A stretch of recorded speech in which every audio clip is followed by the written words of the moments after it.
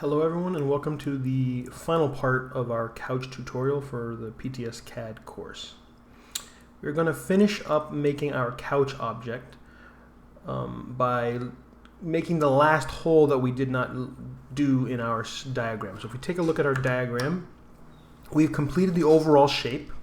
The correct dimension is 26 by 26 tall, 26 wide by 26 tall. We've made our walls by extruding them outward from a sketch on the back face.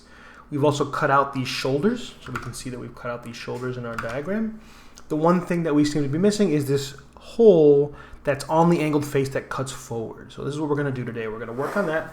We'll see a different usage of our dimension tool, which is very helpful, and deal with one new concept where unfortunately we haven't seen a solution to it, but in this video we'll be able to solve the problem that it causes. So let's go ahead and start. The first thing we're going to note is we do have some dimensions for the rectangle that we want to draw or cut through our front face.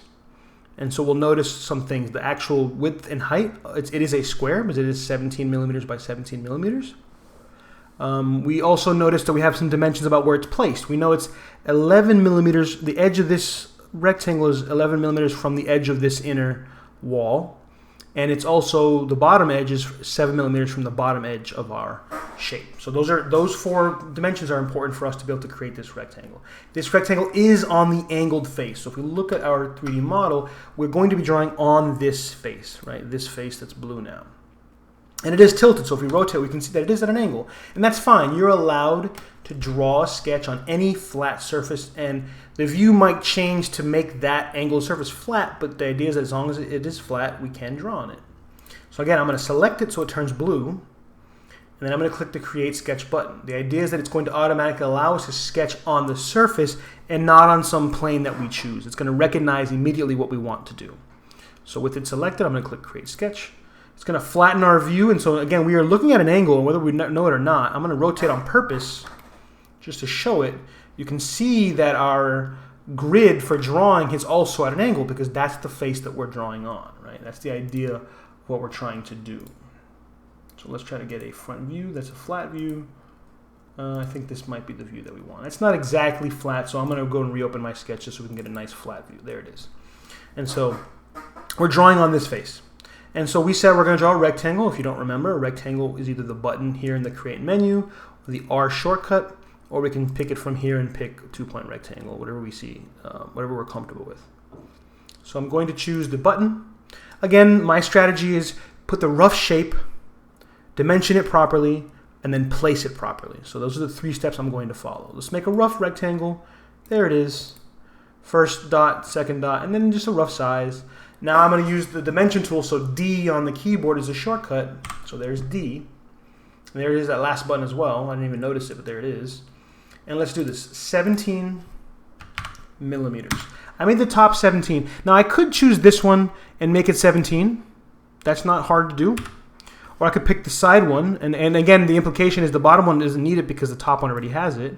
But I'm going to show you a new constraint. Often we want to make certain lines equal in length, and as long as one has a proper dimension, the other ones that are equal to it will automatically stick with those. So for example, I might want to make so that all of them are 17. This one's 17 by implication. This one could be 17 by using the equality constraint. And the day I decided to make this 20, if I changed it, this one would automatically change. And so the advantage of the equality constraint is that we can only have to dimension one line, and any line that is equal to it will automatically change as well. So how do we do that? I'm going to hit Escape so that nothing's selected. In our constraint menu near the top, the equality constraint is the equal sign with a red and black line. So there it is, right? Equal, it says. Constrain similar objects so that their sizes are identical. When the size of one changes, the others adjust, and that's very convenient.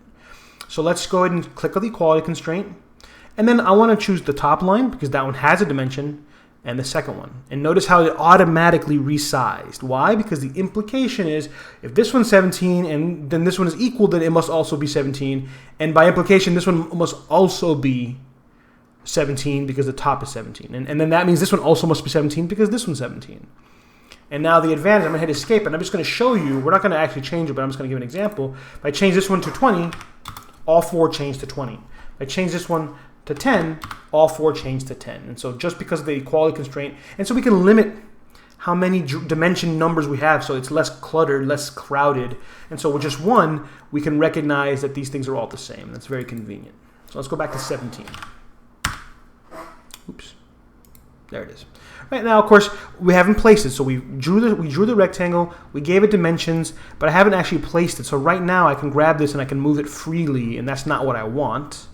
And so if we go back to our diagram, we said we are 11 from this inner edge and 7 from the bottom. Let's do the bottom first. So here's something that we have not seen yet. If I choose the dimension tool D, or this button here, we've normally clicked on a line and it let us pick a dimension like this one, or click on, but we actually are able to click on multiple things. So for example, I click on this line, its instinct is, well, let me hit escape, sorry, one more time. So nothing's selected. I'm gonna hit the D for the dimension. If I click on one line, its instinct is to give the dimension for that line. But if I click on another line, in this case the bottom edge, now it says, oh, the distance between these two lines, and this is what I want. And so if we look at our diagram, the distance it says is 7 millimeters, so let's make this one 7 millimeters. And now notice, if I hit escape, I can grab this point and I can move it sideways, but I cannot move it up or down because the bottom must be 7 from the bottom. And so these kind of are locked in place. It's a very convenient thing to do, so I can move sideways. And similarly, we're going to do the same thing. We know from our diagram that this edge is 11 from the inner edge. So I'm going to use my dimension tool, D. I'm going to pick this left edge. And again, its instinct is to give me the dimension, which is going to be 17. And then I want to choose this inner line, so I'm going to rotate my camera slightly. There we go. And I'm still on the sketch, but now I can see this inner line. I'm going to click on it, and there it is.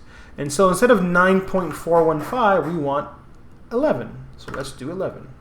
When I click, type in 11, and there it is. And now notice everything is black. There's no more blue. If I hit escape, if I try to move any point, I can't. It is fully constrained. 7 from the bottom, 11 from this side. And then, of course, what the reality is that whatever number this is, which is probably 11 as well, we don't have to worry about. This is enough to lock in place our shape. And so let's do a home view real quick just to see what it looks like. It's pretty good. I'm going to finish our sketch because that's all we really need for that rectangle. And now here's where things are going to kind of maybe not work out as nicely as we had hoped. Notice we do have multiple features now. Here's one feature, the outside face, and then the inner part is the second feature. Unfortunately, if I were to extrude and cut this inward, I'm going to go ahead and do that. I'm going to just temporarily try cutting. Again, I'm going to go inward, drag it inward, it's going to go red. And what I'm going to do is I'm going to pick all as my extent on my menu in the extrude. And I'm going to click finish. This is not the correct answer. This is not what we want, but I'm going to do it anyway to show you what's different. If I go to the home view and I show you this diagram, notice here we have like a flat surface, right?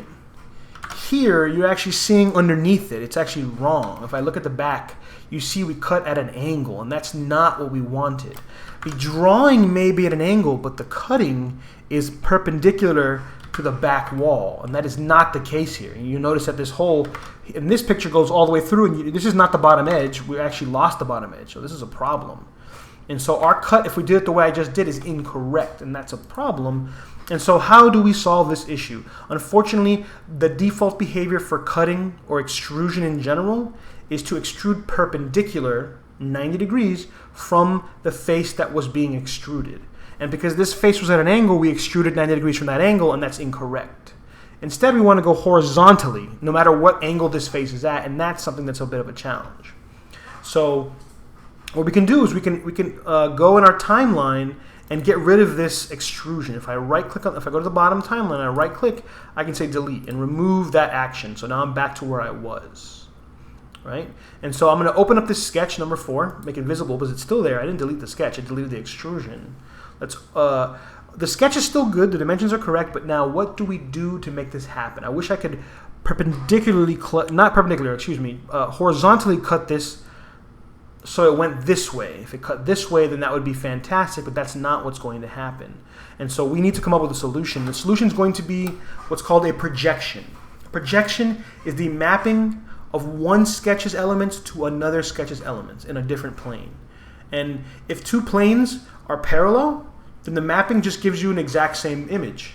But if they're different in any way, then the calculation is kind of done behind the scenes and changed. So hopefully you might recognize, if I'm going to do that side view again, this drawing is at an angle. If I want it to be projected onto this straight line, the result of taking every point and pulling it across to that thing is that the shape that we're going to get here may look like a square, but it will not be the same size. This one is 17 by 17. This one might end up differently because of the trigonometry of this angle. We don't know what it is. We don't really need to, but the computer will calculate it for us. So now the question is, how do we project? And it's a pretty simple thing to do. It is a powerful tool, and as long as we use it correctly, we can really gain some control of our diagrams. We're going to once more draw on the back face. I'm going to click on the back face, and I'm going to make a new sketch. And there it is. And notice we can still see the other sketch behind the scenes there. It's kind of, because I didn't turn it off, it's still there, number 4, or in sketch 5. Now, instead of drawing manually, I'm going to use the projection tool, and I'm going to get the projection tool from the Create menu. Create, near the bottom, above sketch dimension, it says Project Include. And we are going to do Project, the first option. And let's read the diagram. It says, projects a silhouette or a body silhouette or edges or work geometries and sketch curves into the active sketch. So we're saying take the angled drawing that we made in the other one and project it forward into our flat drawing, right? And that's a very powerful technique. So I'm going to click this thing. It is also P on the keyboard, the shortcut. And it asks me to pick the geometry. So to pick the geometry, easy. So notice if I hover over these lines turn magenta. Those are the ones I want. I'm going to pick all 4. 1, 2, 3, 4. And if I click OK, the net result is on our back face. I'm going to rotate it on purpose so we can see these purple lines. Those are the projections, the stretching out or mapping of the points of these lines to the shape on this side. And now notice we have 2 features, the square that was generated from this one and this one. And if you ask yourself, is this thing 17 by 17? Hopefully you will see that it cannot be 17 by 17 because it was mapped at an angle, it was projected at an angle. So the actual the trigonometry that was calculated for us would cause different values. And now, do the values matter to us? No, we still get a rectangle. But if we needed to know the math, we could do the math ourselves if it was absolutely necessary. Thankfully, we don't have to do that. So now that we've done this, we can finish our sketch. I'm going to click Finish Sketch up here. There it is. And I'm going to hide sketch number 4. And so now that one is no longer necessary. It's there, but we don't really need it because we're not going to cut from there. We want to cut from this feature. So now if I click this feature and extrude, so the button on the top, I click it, and I want to go forward. And now notice it is a horizontal, because it is perpendicular still, but now to the back face, and we can go forward, and the result is that we get some cutting. Now again, I could just drag it really, really far, but to be safe, I should be using the Extend All option. And notice it'll cut exactly to the edge of this face. I'm going to click OK, and there it is. And now I'm going to click Home, one final view, and if we compare this to our diagram, we have the same result. There's the hole, there's that flat surface, there's that flat surface. So we have what we wanted. So that projection tool was very powerful. And then all the sketches are hidden because we've finished our 3D shape. And there is our replica. It's 1 unit. The parametric timeline is here. You can see that we did a sketch, an extrusion, a sketch, an extrusion, a sketch, an extrusion, 2 sketches, and then 1 final extrusion. Right? So this is very useful for our purposes. And that's all one body. I'm going to save my project so I can hit Control-S on my keyboard. It's going to ask me for some version description. This is unnecessary. I'll leave it the way it is. I'll click OK. The result is version 2 of our couch model. And we could stop here because the diagram is complete. We've done everything. I'm going to add one extra thing that's not in our diagram just to get us comfortable one more time with our dimensioning tool and doing distances, and also using a circle. We've not sketched a circle yet, but I do want to show you that's very convenient. I want to be able to cut a hole in one of these sides. So I'm going to pick this left side. If I do, or sorry, right side, if I pick the right side here, there it is. I'm going to choose this surface, and I'm going to make a new sketch. And so here we are in the sketch menu, and I'm going to use the circle tool. So the default option for circles is a center diameter circle. So what it tells us is click where you want the center point to be, and then stretch it to be whatever diameter you want, and then you can get your circle. There are a lot of different versions of circles. There's 2-point circles, 3-point circles, 2 tangent circles. So those are just different ways of getting the same result. I'm going to go ahead and click the circle tool. It's also C on the keyboard. I'm going to click the button. Again, I'm following the same pattern. Draw a rough shape, dimension it, place it. So it's our rough shape is just click anywhere, make it any size, and there's our circle. Ooh, it's raining outside now. So let's go ahead and finish this. So we're going to dimension our circle. So I'm going to hit D on the keyboard for the dimension tool. The dimension of a circle by default in Fusion is the diameter. And we can tell because in front of the number is that little circle with a slash through it. That is the diameter. So if I'm going to make my diameter 4. And so if our diameter is 4, we should hopefully recognize that the radius is 2. It may not show it, but it is a radius of 2. And often in sketches, if you saw a radius, they would put an R in front. If it's an R, if it said R4, it would be radius 4. If it puts this little circle with a slash, then it is diameter 4. Right? So we can move this just so it's visible to us. And now I'm going to do placement. I'm going to move the center point a certain distance from this edge and a certain distance from this edge. This is very similar to what we did with the rectangle on the front angle. So I'm going to choose the center point, choose the left side, and notice there's that distance. And I'm going to say I want it to be 3 away from the left side. And now let's do the same thing. So from here to here, and that distance I want it to be 3 away. And so there is our circle. It is completely constrained. If I hit escape to get rid of the dimension tool, I cannot move it. It's exactly 3 from this side, 3 from the top, and it is 4 in diameter, right? So millimeters. And so we cannot move it. So I'm going to finish my sketch because that's all I really wanted to do is go ahead and complete that. I'm going to click Finish Sketch. And now I'm going to rotate so we can see, and I want to extrude this and cut it all the way through. I want to cut it through this wall and this wall. And we can see that that extent option in our extrusion allows us to do that. So I'm going to click the Extrude button. I'm going to pick this feature, and there it is. And you can actually pick the feature first and then click the button, or click the button and then pick the feature. It's up to you. There's no definitive way. You can choose whatever you're comfortable with. And then again, I could manually drag it to scoop out, or the safer option is to change the extent option from our extrude menu from distance to all. And there it is. It is 53, so we know that the number's correct. We could have done it ourselves. But again, if I were to double the size of this couch, then this would automatically still stretch out and cut as much as it needed to fit correctly. So let's go ahead and finish our cut and click OK, and there it is. Right? And so now it's the same couch, but now we have these nice little holes through the sides and we can see them cut through. The key was just to show you that we can sketch on any surface, and circles are pretty easy to work with, just like rectangles. Right? So this is a very convenient tool. I'm going to stop the video here. Hopefully you understand a lot of the basic tools that we have available, and the only real three-dimensional tool we've focused on is the extrusion, but that is a quite powerful tool. We will continue to see more in the future, but I believe that we've done enough to be comfortable with making pretty basic shapes. We can do a lot of advanced things with just planning and the usage of basic geometric shapes in our sketches and constraints. So I look forward to seeing you in the next video.